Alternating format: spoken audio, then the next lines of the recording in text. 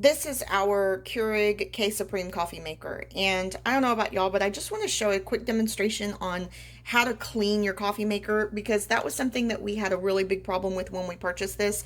We don't use the filter in here. We live out in the country, so the filter was not something that was going to help us, but we wanted to make sure that we could actually put vinegar and water in here and clean our coffee maker. So this Keurig has a feature of being able to tell you that it's ready to descale up here at the little window. I've always cleaned it before it ever says descale, and how to do that is by pressing the 12 ounce and the 8 ounce buttons simultaneously, holding them down while it's powered off. And what will happen is it'll actually go ahead and tell you, hey, it's time to descale.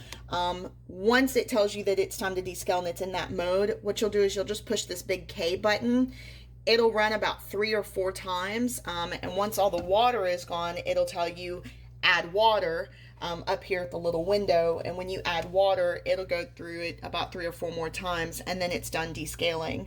So I like the feature on this Keurig because I don't know of another Keurig that actually has that feature.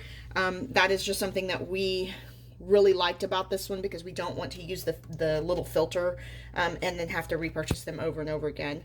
So it also has preset buttons for individuals, person 1, person 2, and person 3. You can actually set those for your Keurig. You can serve coffee over ice. There is an over ice button.